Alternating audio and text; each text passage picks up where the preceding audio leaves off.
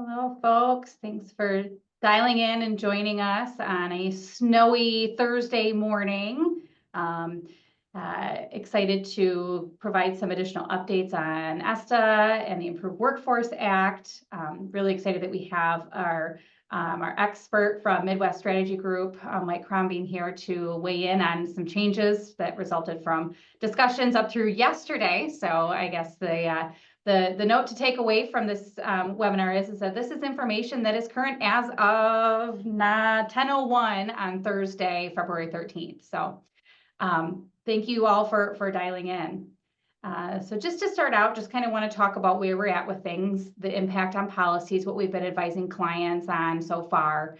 Of course, ESTA is going to impact policies, but besides just the paid time off programs. Your paid time off programs, we've kind of boiled down to three common options that we're seeing clients turn to, which is adding ESTA as an additional category or an additional bucket for additional time that's accrued just for sick time, and then maintaining their current PTO volume. We've had folks separate ESTA from their current PTO program, reducing their PTO volume by a set number of hours, whether it be the 72 that could be accrued or a different number, and then supplementing with ESTA, so essentially accruing in two separate buckets at the same time.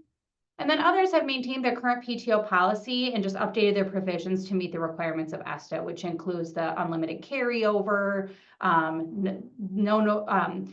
there's no approval process, just the notification process. So those are the most common approaches, and depending on your situation, one of those may make real good sense for you to do to be in compliance. Of course, also talking to our clients about their attendance and timekeeping policies and the impact that ESTA will have on those. For example, you can't discipline or take adverse action on employees that have attendance issues due to an ESTA qualifying event. Of course, keeping in mind that if you are going to require any kind of medical documentation, you can only do so after 3 consecutive days of absence due to an ESTA related reason. And then you as an employer are responsible for any expense incurred by an employee, getting that documentation, which could include a copay, it could include any fees that the physician's office charges to fill out medical documentation, et cetera.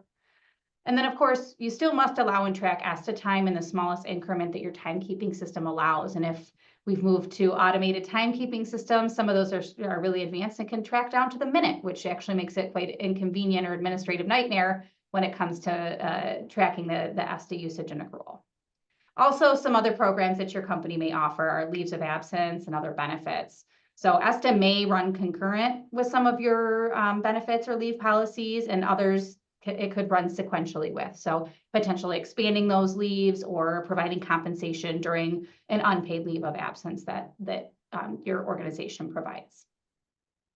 Some other things that we want to, or that we've been really working with our clients on, is how to communicate the changes that are coming and result of ESTA. Of course, all employees should be aware of ESTA by now. We're 8 days away from its effective date, and Mike will get into the anticipated changes or likelihood of that not happening. But really, we should be making sure that we're informing all employees of the act itself and what policies have changed as a result of it. And at this point, we should have started communicating by now. We want to make sure employees are confident in what the act is, the purpose is, what it's intended to do, and then how we're working to be compliant with those. So having staff meetings, one-on-ones, posting the required posting, which you see a sample of on your screen, making sure all that is out there where employees have access to. And then, of course, we want to educate our supervisors and managers on what their role is, how we've updated the policies, and what their role is in administering those. Can't require approval process, that the notification is all that's required and as soon as reasonably practicable. And we want to instill confidence in those managers to be able to handle those situations and requests that come in from employees and make sure that they're responding in a compliant manner. Of course, I mentioned technology can be a great help to us, and we should definitely leverage what we have available to us, whether it be in our HR information system or time tracking system. If you haven't already, definitely reach out to your HRIS client success or customer success representative, work with their tech support, identify the system changes that need to be made to accrue based on the policy you've developed. Work with that vendor to implement those updates or build those programs in your system. So we're cutting it down to the wire here, but make sure you're testing some of those system changes. Is it accruing appropriately? Are we not, dropping in wrong amounts or accruing the wrong amounts of time for different classifications of employees? And then after this has been implemented, we want to establish monitoring mechanism, whether it's once a month or after each paycheck, after each payroll, we do a spot audit. We pick a handful of folks in different categories and make sure that it looks like the numbers are accruing correctly. And of course, stay connected, leverage your networks, and regularly review compliance updates, changes to the provisions, and address the issues as they come up so it doesn't come to a head to be a bigger issue than it needs to be. So this is what we've been talking to our clients about, what most of you have been talking to clients and each other about. And now we want to pick Mike's brain to talk a little bit about how did we get here? Mike, tell us how we got here and where we're going.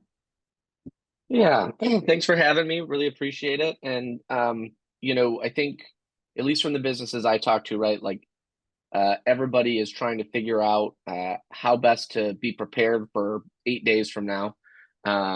But it's been sort of this interesting gray area as a will they, won't they make some changes, find some solutions in Lansing. And I get this question a lot, which is, why are we up to a deadline on something that goes all the way back to 2018, and why now are we here? So if we go all the way back to 2018, there was 2 ballot initiatives actually that were on that November ballot. One was the minimum wage to $15 an hour, eliminating the tip credit.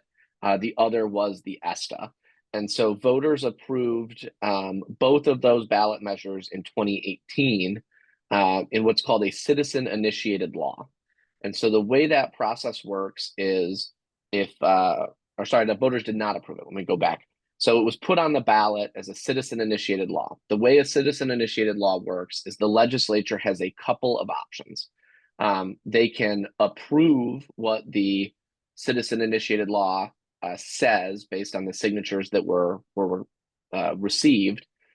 They can put a competing ballot initiative on the same ballot, and voters would vote on both of them.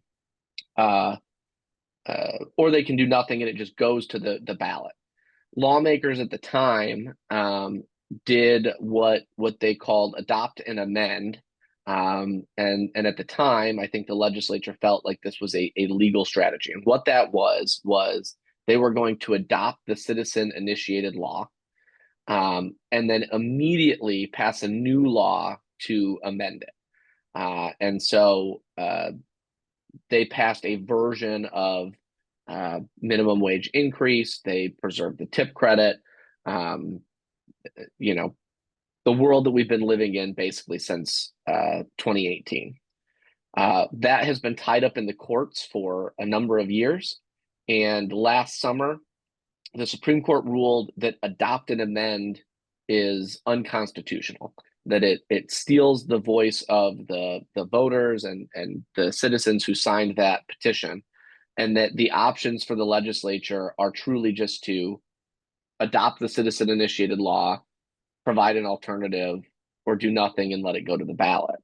The court did say that subsequent legislatures, right, we have 2-year sessions, so had it not been done in that same legislative session, a future legislator, could come back and change those laws at any point. And so when the court came out with their ruling, they are the ones that set this February 21 deadline. They are the ones that said, based on the language going back to 2018, here's what the phase-in looks like for minimum wage, the phase-out for the tip credit. This is how folks will comply moving forward based on our ruling. And so that is sort of why we've ended up with this February 21 deadline. That is why all of you are working with Lisa and your other HR professionals to figure out how to comply with this thing that is sort of been around for a number of years, pre-pandemic, but has now become sort of a very big issue. So going back to the end of 2024, in 2024, we had a Democratic governor, still Governor Whitmer, Democratic Senate, still the exact same Senate Democrats that are there right now because they're on an every 4-year electoral cycle. And then we had a House of Representatives that was also under Democratic control, but with a very, very slim Democratic majority, 56 Democrats to 54 Republicans. After the November election, Republicans flipped the House. So they took office in January based on their wins in November. And so the lame duck period at the end of 2024, there was a lot of talk about whether or not we would see sort of a bipartisan solution to this issue before lawmakers left for sort of Christmas and the new legislature would come in January. It became apparent sort of the second to last week of that lame duck session that this was not going to come up as an issue, that the Democratic speaker would not put up a version of a solution for a vote. And what we saw was legislative Republicans walk off the floor, sort of not show up for the last 2 weeks of session, and really with a very tight margin, 56 Democrats. It only takes one Democrat to not show up or to refuse to vote to stop everything. And that's what we saw at the end of 2024 was sort of chaos of nothing on the House side where they didn't have enough people to do any of the work. And so that's sort of what led us to where we are at today, which is this deadline that has not moved. New members of the House of Representatives who came in early January, but are getting up to speed and getting assigned their committees to move forward. So we are in divided government. We have House Republicans also with a fairly slim majority. It's 58-52 Republican control. The same Senate Democrats, the same Democratic governor. What both chambers did was introduce solutions to this problem. So I will start with, House Republicans introduced their first two bills of the season, which are 4001, 4002, that is sort of a straight go back to where we were on both of these issues. Widely supported by the business community. They created a select committee to do 2 hearings on this issue, move that bill very quickly. It did pass on bipartisan lines, but just with a handful of Democrats voting in favor of it to send those bills to the Senate. I've talked to a lot of businesses who much prefer the House versions of the bills, but I'm very clear with them that that's not a realistic solution, that there's 0 scenarios in which the House versions become law without any changes. Senate Democrats introduced their bills, Senate Bill 8, Senate Bill 15, to try to address very specific issues within the, how do we preserve the tip credit, but does the tip credit move up from, 38%? How do we phase in minimum wage to $15 an hour? Does that happen faster? On the ESTA, how do we deal with some of these issues for individuals that are commission based, or how do we deal with rollover, front loading, very specific issues in more of the administration of how these things impact businesses. I tell folks in Lansing, never mistake movement for progress. We've seen a lot of committee hearings. We have seen, the House move very quickly to move their versions to the Senate. The Senate has had hearings as well. I think they're being perhaps a little more deliberative and a little more nuanced in the proposals that they're putting forward. But ultimately, what we have to deal with is we need folks to come to some sort of a compromise on this thing. And we need to do that in divided government in an era of politics in which we're very polarized. And so that is easier said than done. And of course, to add to this, we have 8 days to do it. Now, I remind folks all the time that there are only two groups of people that really love a deadline. One is, college kids writing that term paper at the end of the semester. There's nothing like pulling an all-nighter to get that done. And the other group is lawmakers. And so, you know, there is some power in deadlines in forcing folks to come to the table and figure out a solution on that. The where we're at now is tough because at 10:15 it may be different than where we were at 10:01. So last night we had the Senate leadership, both the majority leader and the minority leader, meet on this issue and kind of talk through the things that they would like to see in a compromise bill. We've seen conversations at the staff level between, the Speaker of the House's team, the Senate Majority Leader's team. And so we've got a lot of folks that are actively trying to figure out what is possible and how we get there. And to be perfectly honest, that's probably what all of you on this call care more about is, are we going to get a deal? And what will that deal look like, right? So where will we be 8 days from now? I'll start with I have no crystal ball, right? And so what we're dealing with here are human personalities, and what we're dealing with are interest groups, right? So broad strokes, not every lawmaker, but Republicans tend to be more supported by the business community, chambers of commerce, NFIB, SBAM, Small Business Association of Michigan.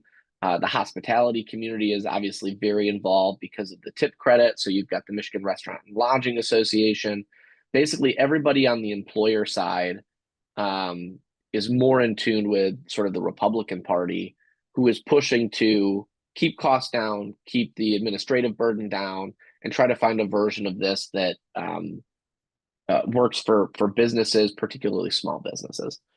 On the other side, you've got unions who are generally more aligned with Democrats that don't want to see any changes. They'd like to see this go into effect. You've got workers' rights organizations, Mothering Justice, all of these sort of organizations that are out there pushing to really do nothing, let this thing take effect.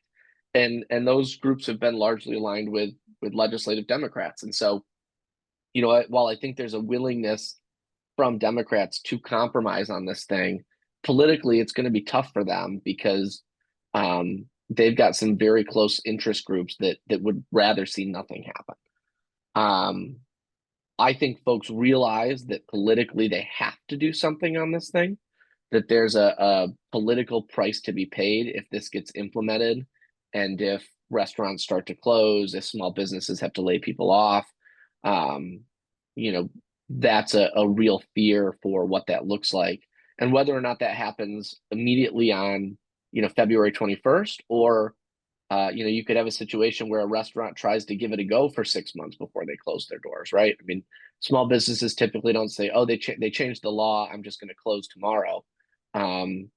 Folks try to grow their businesses until they realize that mathematically they can't.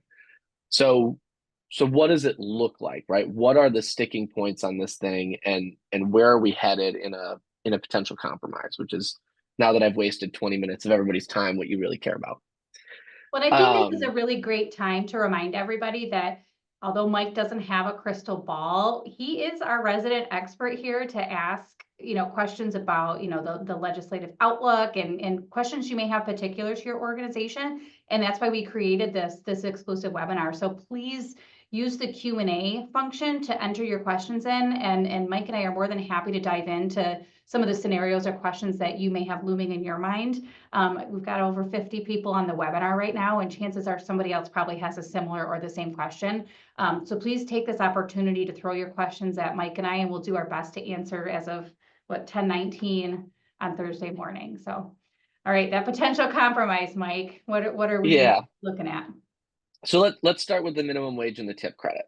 Where I think we could find a landing spot is a faster ramp up in minimum wage to that $15 an hour.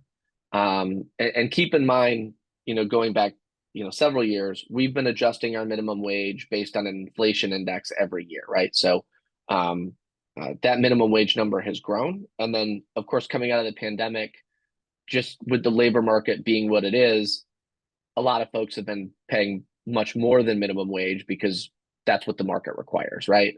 And so I think one of the things that business has said is we can ramp up to that $15 minimum wage faster. A lot of us are already there. Those of us that aren't are, still higher than minimum wage as it exists today.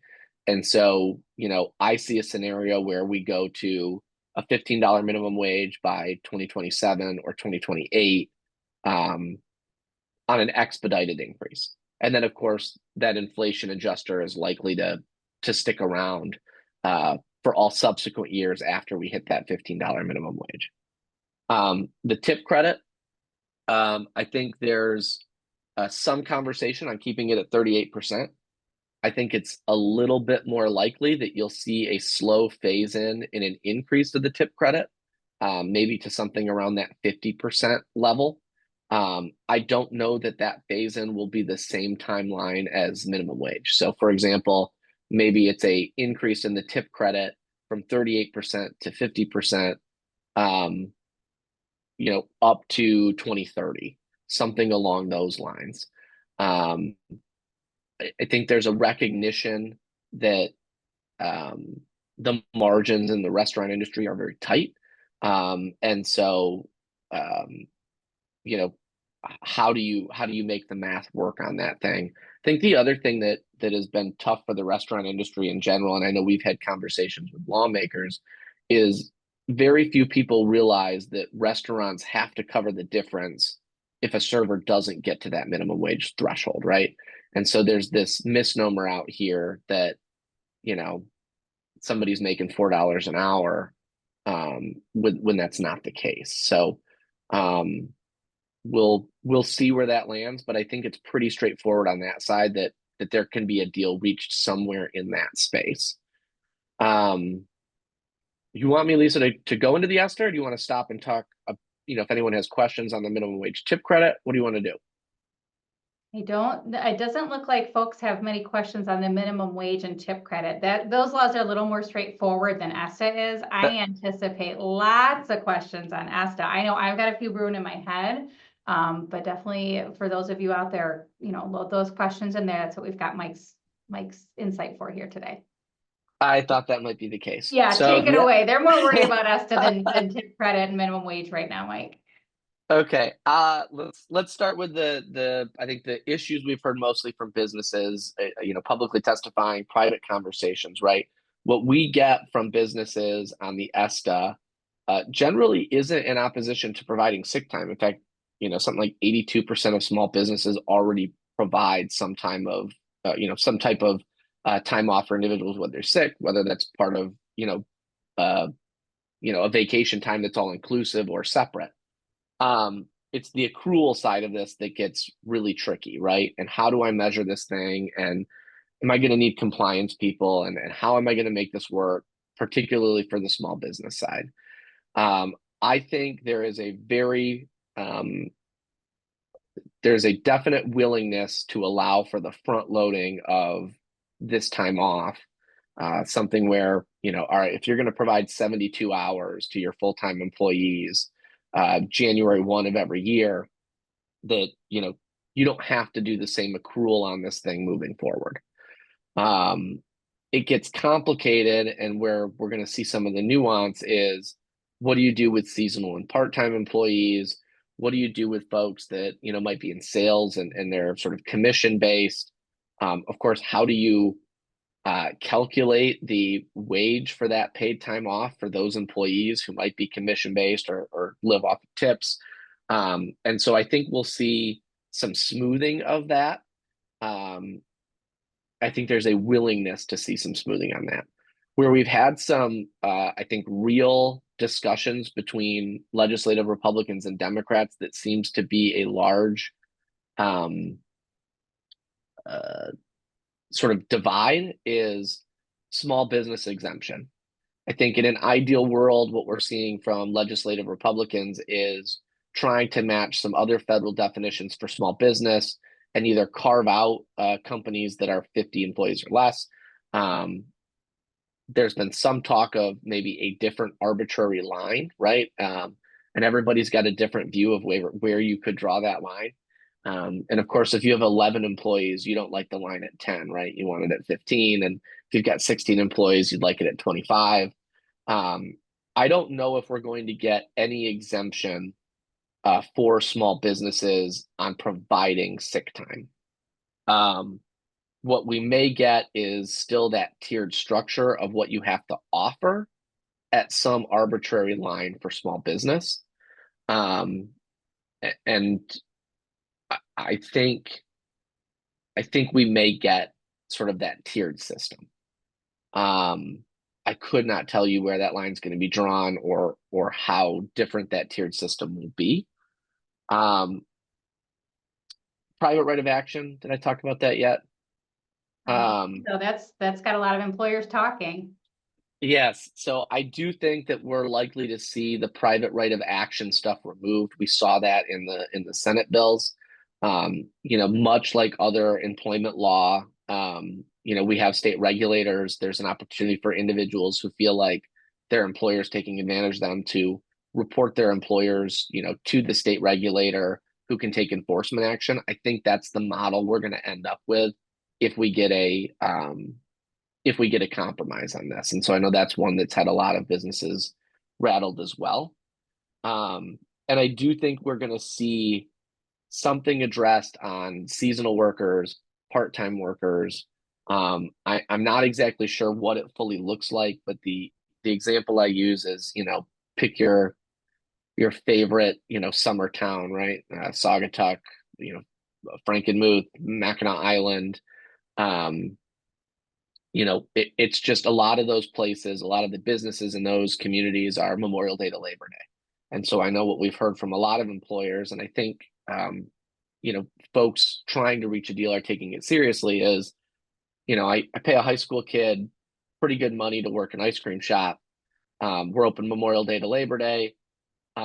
Why wouldn't all of my employees just use ESTA Labor Day weekend, Saturday, Sunday, Monday, and then I've got no employees to work, but we close after that anyway. I can't penalize them for it. What does that look like? And of course that puts a burden on the employees that do show up, right? So I don't know what that full situation looks like. We may see some carve outs for truly seasonal workers. We may see different rules surrounding some of those part-time workers. But I do think that both sides of the aisle have recognized that administrating that is going to be tough, and it puts folks in a position. I think the other thing we may see sort of surrounding that is more compliance or a tightening up of what you can and can't do for employees on this sort of 3-day no call, no show. We get a lot of this from healthcare folks, folks that have mandatory staffing ratios, daycares, right? What do I do if I've got, a couple employees, 3-day no call, no show? I got to start calling parents and tell them they can't bring their kids because by law, I've got to have so many adults here. And my flip side is I can hire more workers to make sure I'm never in that situation. But what do you want me to do? The cost of daycare is already insane. There already aren't enough daycare providers. There already aren't enough, spots. I mean, my kids are finally school age now, but I remember those days and remember the wait lists, and certainly the pandemic has, I think, expedited some of that stuff. So I think we'll see some softening around the edges in that space. And there's certainly been willing conversations from folks. Do I think there will be a deal? I think I'm more confident that there will be a deal than there won't be. I don't know if that's just 51%. It's not overly confident, but maybe better than 50-50 chance we get a deal. I'm not convinced that we will get the deal by Friday of next week. My advice, and I'm not an attorney, I'm not part of the HR collaborative team, but I would tell folks to continue to plan for the court case to take effect. And it's likely that if we get a deal, it will make your life easier. You'll be able to sort of get rid of some of that administrative burden on the back end. But folks, at this point, without a bill going to the governor's desk, should plan for the court case to take effect. I have talked to lawmakers on both sides of the aisle, who have said, I think, some pretty publicly, if you're reading the news articles, that conversations are, productive and they think a deal's possible. But we're still working with personalities. We're still working with divided government in a very polarized system. And we're still working with a deadline that is really tight. So today, Senate Democrats are having a internal caucus meeting on where they're sort of at on this thing. There's a committee hearing you can watch online on the minimum wage tip credit bill. I think that's at 1 o'clock today in the Senate. The ESTA bill, the Senate version of it, was kicked out of committee to the Senate floor yesterday. And so, there's no deal yet, but what we're starting to see are people putting the pieces in the right spot on the board so that if we get a deal, folks can move very quickly. There are some procedural issues. Yeah, and maybe that's where you're going. I was gonna say, if they, sorry to interrupt, but if they do reach a deal, then what does it just go into effect? Is there, like, does it go back to the House do they have to approve? Is there a waiting period? What does that look like? When do they have to decide for it to change the effective date of next Friday? Yes, that's a great question. That's exactly where I'm going with this is, we talk about things moving at the speed of government, and that is not always fast. The House bills are in the Senate. We have this rule. It's a constitutional rule. It's really for transparency. It's called the 5-day rule. And so every bill has to reside in both chambers, the House and the Senate, for at least 5 calendar days. And that's so that you can't introduce a bill and then immediately run it through both the House and the Senate all in one day without the public sort of being able to see it and provide input. That's why that rule exists. The House bills have been in the Senate for a number of weeks. And so if they wanted to amend those bills with whatever the compromise is, the Senate could vote on that immediately and get it to the governor's desk fairly quickly. There's still some processes to, enroll the bill or print the bill, present it to the governor, put it on her desk. She's got to sign it. It's got to be properly enrolled, but that can happen pretty quickly. The Senate bills, would have to spend 5 days in the House. Oftentimes when we get a bipartisan compromise, they want to give one public act to a Republican, one public act to a Democrat. And so I don't know if they'll just use the House bills, if they would use one House bill and one Senate bill. But again, those Senate bills are going to be subject to that 5-day rule because they have not been to the House. So we'll see what that looks like. If they were able to move the Senate bills to the House today, Friday, Saturday, Sunday, Monday, Tuesday, right? So that means next week we would be past that 5-day rule. Today is the last day of voting session in the Senate until next Tuesday. And so if they don't move them today and they want to get in under that February 21 deadline, then they're going to kind of be relegated to the House bills. Or if they move the Senate bills, we would be putting these on the governor's desk the following week, right? And now we're past the deadline, which I know is a pain in the butt for businesses to say, I got to implement this thing, and then maybe it's going to, change 4 days later. But that's sort of the reality of what we're looking at. So I don't shoot the messenger. Well, thank you for being our messenger. This has helped us out quite a bit. Any other insights that we want to share before we jump into the Q&A, Mike? No, let's go to questions, and certainly want to try to give answers if I have them. All right. So you had mentioned, putting the bill on the governor's desk. And we saw, some of us saw yesterday, there was an urge from Governor Whitmer to potentially kick this decision out until July 1. The question is, what is the likelihood that that would be decided, or that would be something that the Senate and the House would agree on to just kick it down the road? Or how likely is that to happen? Yeah, it's certainly a possibility, right? It's an option that's on the table. I think, the governor weighing in this week on, she's open to a deal, and also we could kick the can down the road a little bit. Was this notion of, if we're going to get to a deal, let's not make businesses implement one thing and then, backtrack it. Unfortunately, I don't think it's very likely. And it goes back to sort of the political dynamics that are out there. You've got long-time sort of Democratic interest groups that would really prefer that nothing happen, right? And so, the ACF, I'm going to get all my acronyms, the unions, Mothering Justice, all of these organizations have said, we oppose even the Senate bills, which, the business community would prefer the House bills. I just don't see a scenario where legislative Democrats take a vote to kick the can down the road for a couple months to make those stakeholders mad, to then 6 months from now make those stakeholders mad again, right? It feels like if we can get a compromise, then we're just going to rip the Band-Aid off and we're going to implement the compromise. So I don't think it's likely that we'll push the deadline out. I think we could still get a deal, but I don't think we're going to buy more time on this thing.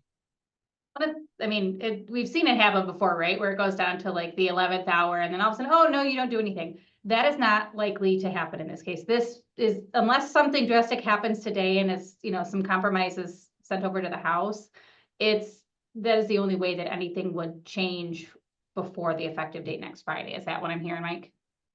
Yeah, I think, the February 21 is the deadline. It's likely the deadline. It's likely to stay the deadline, get ready for it. And again, we might blow past it a little bit on a compromise. So you might have to implement the court case for a week. But I think, deadlines also help push deals together, right? And so having a hard deadline for lawmakers to reach a deal often can keep folks at the table and keep them talking, even if they're not agreeing at the moment. Yeah, hoping for progress. Well, great. So we do have a question on the front loading. So you had mentioned, that's one of the, items recommended modifications. And I think that was on both of the bills, being able to front load and being considered compliant. The question is, if you front load more than 72 hours and front load again on January 1st, so February 21, they put 72 hours in, next January, they front load 72 hours. Do you also have to carry over PTO not used if you don't separate it by vacation and sick time? From my interpretation is yes, you would have to carry it over if you're doing it on a one bucket, but I'd love, Mike, you're more in tune with the actual language in the act. What would be your perspective on that? Yeah, and certainly it'll depend what the final compromise looks like on this thing. That'll tell us for sure. But I think you're exactly right, Lisa. Right? What I think from the conversations we've had with legislative Democrats and what we've seen, they sort of put forward in their solutions is the carryover is likely to remain, right? And so if the carryover requirement remains, it's every business is different, but I think this goes down to do you want one bucket or two, right? And so whatever the ESTA law compromise says is going to govern those sick time days. If you have one set of days for vacation and sick time, then you're going to be subject most likely to all of those rules. Whereas if you have, vacation days that are separate from the sick time days, only those sick time days will be subject to that, right? So again, we have to see what the final language says, but I think it's probably one of those things that's going to make businesses consider separating those into two buckets if they have traditionally had just one bucket. Another question was, what does a court case scenario look like if it does go that way? And when I say a court case scenario, so the Supreme Court already ruled that it's unconstitutional and that it's got to go into effect. There can be a compromise. So can this get kicked back to, the legal interpretation, or can there be a court case? And So yeah, not an attorney, no, but yeah, from your perspective, not legal advice. yeah, I think the court was pretty clear in their ruling when they said adopt an amendment was unconstitutional. Is it was only that legislature that couldn't do it, right? So when we talk about citizen initiated law, laws get changed all the time. There's this misnomer that we pass all these new laws in Lansing. Oftentimes we're amending laws that have been on the books. We're changing specific portions of laws, right? And so the Supreme Court in their ruling was very clear that the legislature can act to change this thing. And so I think whatever the compromise is, if we get one, will be, the compromise. I think what I'm a little nervous about is, court cases, either because we implement what happens on the 21st and there's, private right of action, or even if we get a compromise and it, goes to state regulators, I'm a little unclear on,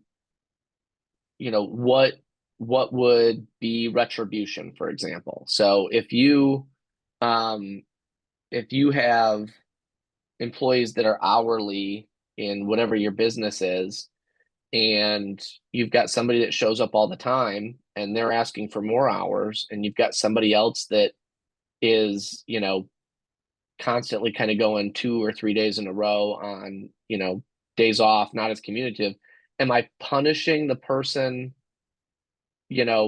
who is less reliable, or am I rewarding the person who's been a great employee and wants more hours, right? And so how would a state regulator interpret that? How would a court interpret that? And so, even after something goes into effect, whether it's the court case, a compromise, I still think there's a lot of stuff that is just going to have to play out in real world scenarios. The legislation can't speak to every specific scenario. And so, it could be years before we get some clarification on very specific sort of interpretations or situations. Right. Or some sort of, that court case is going to happen, and, that's going to set precedent. And, I've done a few of these webinars so far, and it's like, you don't want your organization to be that first case. Like, you don't want to be the example, right? So yeah, that is kind of the fear too, as employers. Like, I have not worked with an employer that's like, I don't want to comply with this, right? It's like, this is just so confusing. Are we interpreting it correctly? And they want to be compliant, but there's just some confusing, vague language in there that we're all still trying to decipher. And because we don't have precedent, we don't know if that's considered an appropriate approach. Yeah, I've yet to find a business that is opposed to providing sick time to folks, or that doesn't understand that, if you wind up in the ER, you probably didn't notify your employer before you got there, right? This notion that employers are trying to play gotcha on sick time is, I think, a false one. But how we comply, how employers, make sure that they're, doing everything that's required is what's got everybody worried.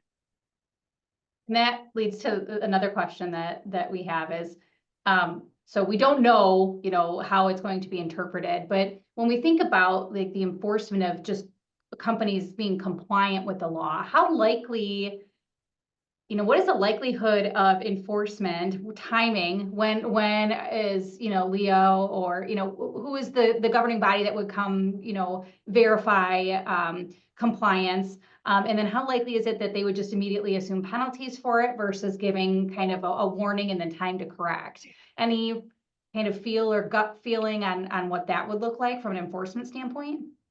Yeah, I think, I do think that if we get a compromise, the private right of action is likely to be replaced with, state regulators.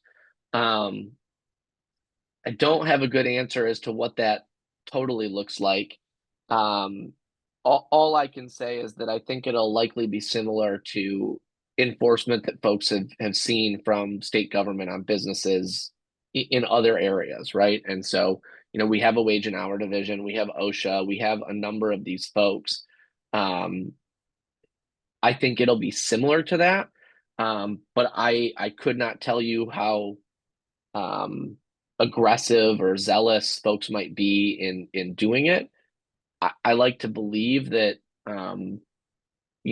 folks would be particularly forgiving on the front end of something new, and that they're probably going to be more firm with repeat offenders, which is what we see in some of those other places too. But I don't know. It's a big question mark.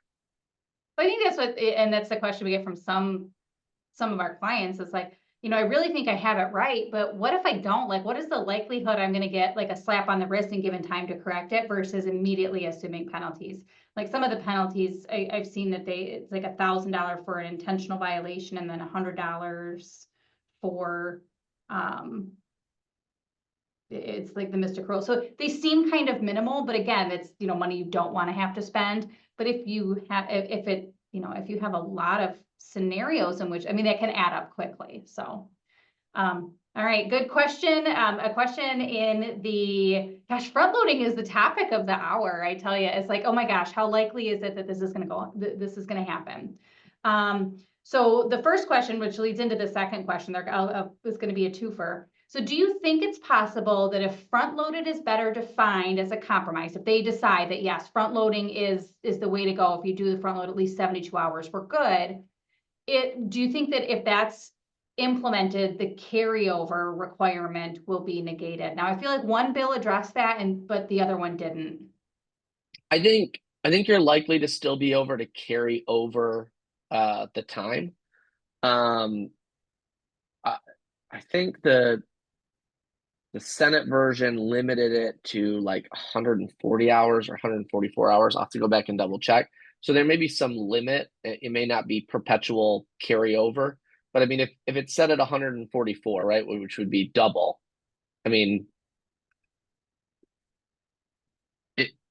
it's still something you're going to have to account for in your system, right? Like whether you have a carryover, wherever they set the line, you have to make sure that your system can handle the carryover. I think the other, thing on this is the law will, in some ways, dictate behavior. If you can't carry it over and you're an employee, December 23rd looks like a really good day to be sick. It's and just the rest of the year, yep. yeah. So and we see that with vacation policies too, right? Like if I can't carry it over, then I'm going to schedule how to use my vacation days appropriately. And so I don't know that it's as big of an issue as people think, because I think it's something that exists today based on whatever policies businesses have. It's just that we're all going to have a standardized policy on this. And if folks can carry it over, then they're likely to carry it over. And if they can't, then they're likely to use it. We all do this, right?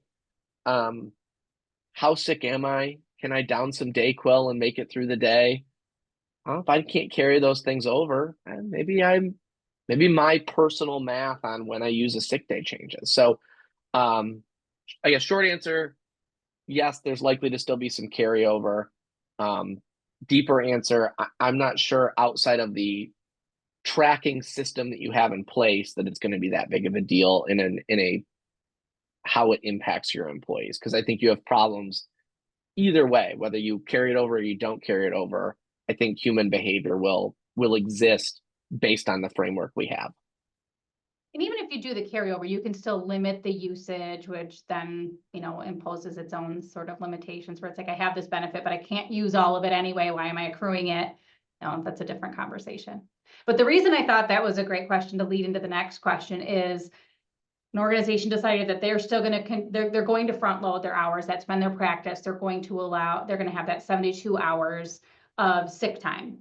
Now what it sounds like, they said, we've already provided all employees with over 72 hours of sick time as of October 2024. Do we need to grant them a new bank of time of at least those 72 hours, again, on the 21st? Or can that previous allocation be considered part of their measurement year? Question is, we don't know. So if nothing happens, right, you have to accrue it. So you can still, I say you can still front load. It's weird. The Leo guidance, right, has suggested that front loading is something you can do. I'm not convinced, and I might defer to you, Lisa, that it doesn't get rid of your liability on the accrual side, right? So, if the court case goes into effect, it's great that you're front loading, right? And we've seen this from businesses going back years that have provided time off, vacation time, sick time, 1 bucket, 2 bucket, trying to do the right things by their employees. If the court case goes into effect, this accrual system is something you're still going to have to do. And so the question is, are you sort of front loading in addition to make it easier? Are you shifting your current policy to the, just the accrual system? If we're likely to get a compromise that allows for some front loading, the final version of that law will sort of tell us how that works. My guess is, it'll be on an annual basis. That's probably a thing that you'll see. And then the question becomes, for a lot of companies, is that January 1 to December 31st? Is that a fiscal year, right? Is that October 1 to September 30th? A lot of school districts, and local governments, I think some nonprofits do a July 1 start of their fiscal year.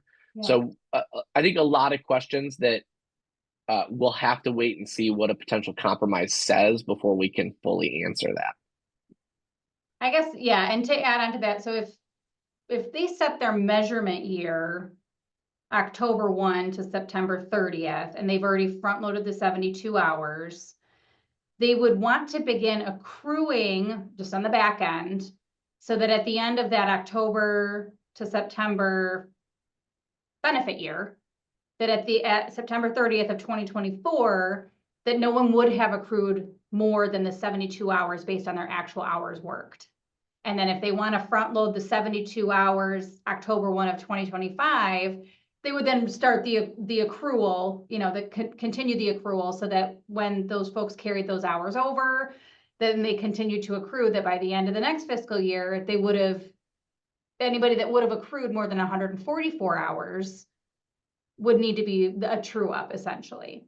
So yeah, I absolutely in line with you, Mike. Like you can front load it whenever you want, but it doesn't negate your requirement to accrue based on the way the law is written now. Like the act states that you must accrue for it. You can front load it, but you're going to have to do constant measuring and accrual on the back end to make sure that that front load was at least as beneficial to the employee as what they would have accrued during the accrual process. So that until we have that compromise that allows front loading to offset your requirement to accrue, you're still going to want to accrue even manually on the back end. Yeah. All right, we got a few more questions here. Currently, they provide PTO on an employee's anniversary date and plan to continue that approach. So every, all months of the year. We front load 144 hours of PTO. If an employee uses all their PTO before their next anniversary, how should we handle additional time off under the Earned Sick Time Act? I'm assuming, so it says, for example, employee has used 144 hours of PTO. Do they have to provide additional sick time under ESTA?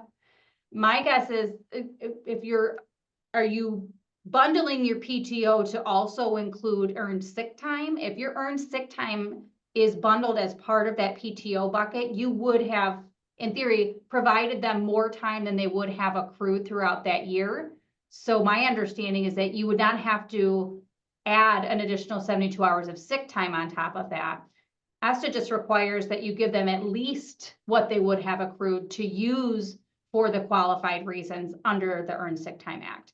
And then Mike, I'd love your perspective on this. Is the Earned Sick Time Act says that we have to accrue 1 hour for every 30 hours worked that can be used for these reasons.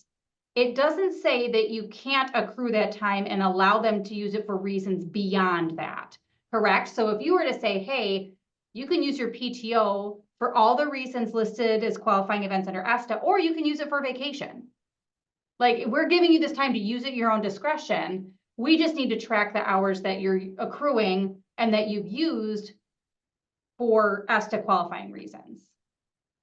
Yeah, I think, high level, whatever we end up with, whether it's the court case or a compromise, it's going to set a minimum standard, right? And so there's nothing that's going to prevent people from being more generous. It's just going to outline that minimum standard, and whatever that says, everybody's going to have to make sure they comply with. Yeah, so to that was a very specific question, and the short answer would be is no. The way that it's interpreted, that we understand it now, you would not have to then grant additional sick time if they decided to use their entire bank on vacation.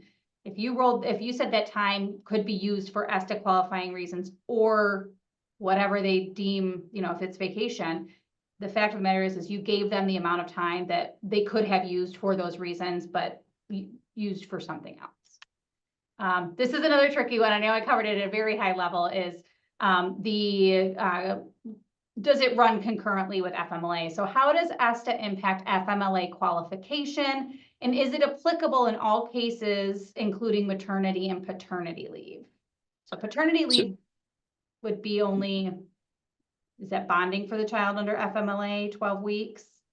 I don't know if that would be an FMLA qualifying reason unless they were primary caregiver. So yeah, so I'll defer to you, Lisa, on the specific things. But I think this is one of the things that we've heard lawmakers talk about too, is that these puzzle pieces don't fit nicely together. They overlap quite a bit, but it's not great. And so folks are looking for in a compromise some clarification to better figure out how these things work together. And I think we're likely to see some of that. I think what I'm seeing, and it depends, your organization, if your organization is required to follow FMLA, that you would still follow the normal protocol. Not all ESTA qualifying reasons would qualify for FMLA, and potentially vice versa. I'd have to think about specifically. It's more likely that if FMLA is approved, the leave is probably would be considered covered or an ESTA qualifying reason. If you're FMLA is job protected leave for up to 12 weeks. It does not compensate you during that time. So an employee could decide to use ESTA to offset some of their lost wages during their FMLA leave if the company doesn't provide any compensation during that time. I think where the sticky part is that employers can't require an employee to use ESTA time. They can allow them to run it concurrently, but the employee has to notify you that they would like to use ESTA time. You can encourage them. You can say, hey, your ESTA time is available, and you can use it at the same time as FMLA for compensation. But the way it's written, we can't require them to use ESTA concurrently with other leaves. So in theory, if they wanted to take 12 weeks of unpaid leave, and then they wanted to use 72 hours or whatever they accrued of paid ESTA at the end of it, it'd have to be for a qualifying reason. But in theory, yes, they could extend that leave. I'd say most organizations, most clients we're working with, encourage their employees or are planning to encourage their employees to run it concurrently, so they get some compensation. However, we can't require that. So that's part of the challenge. And with that, we're already at 11 o'clock. Wonderful questions still coming in. So for those questions that we weren't able to get to, we'll follow up directly. Thank you to those of you who put your names in there. So now we know who to follow up with on those particular questions. Mike, really want to thank you for being here with us today. Of course, if you have people-related questions, HR-related questions, please reach out to HRC, whether it be myself, your primary contact, your go-to there, or you can reach out to our general line at solutions@hrcollaborative.com. Thank you so much to our partners today, Kinexus Group. Thank you so much for your support. And of course, Mike at Midwest Strategy Group for keeping us in the know on the, changing the minute-to-minute changes on these legislative efforts and all the work that you're doing in the Capitol to keep this thing moving and keeping us aware of all the changes. And then, of course, thank you to all of you for taking the time out of your morning to tune in, see what updates are happening, what changes there are in the pike, and really what we're doing to prepare our clients for success at the looming implementation date. So thank you again to everyone and to our sponsors, and we wish you all a wonderful Thursday, and stay warm and safe if you're traveling on the west side of the state here today.